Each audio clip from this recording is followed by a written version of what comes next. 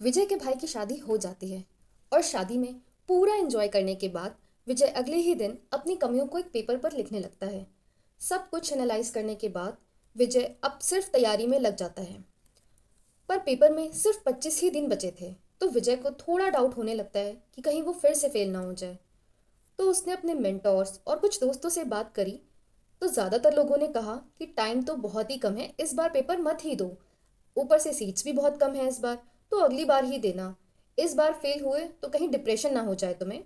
और ये तो फिफ्थ अटेम्प्ट है, इसके बाद सिर्फ एक और अटेम्प्ट बचा है तुम्हारा, उसमें भी नहीं हुआ तो क्या करोगे।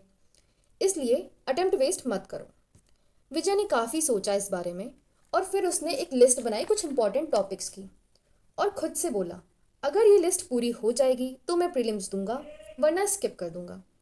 विजय ने अपने पॉजिटिव एटीट्यूड से उस लिस्ट को पूरा कर लिया और वो पेपर देने चला गया। पेपर देकर विजय को काफ़ी पॉजिटिव फील हुआ, तो उसने बिना टाइम वेस्ट किए मेंस की तैयारी शुरू कर दी। कुछ ही दिनों में रिजल्ट भी आ गया। विजय के भाई ने रिजल्ट चेक किया और रिजल्ट पीडीएफ में नो मैच फाउंड आया। अब विजय की आंखें नम हो चुकी थीं। उसे लगा जो सब लोग कह रहे थे वही सही था। लेकिन फिर से उसने हिम्मत करके खुद से रिजल्ट चेक किया। उसने अपना रोल नंबर डाला, तो पीडीएफ में विजय का रोल नंबर आ गया। दरअसल विजय के भाई ने जल्दी जल्दी में एक डिजिट गलत डाल दी थी। अब विजय के घर में खुशी का माहौल था और विजय मेंस की तैयारी में जोरों शोरों से लग जाता है।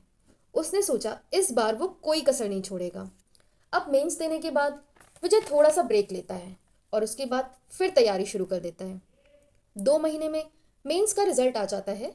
विजय का नाम मेंस के रिजल्ट में होता है और अब वो तैयारी शुरू कर देता है इंटरव्यू की।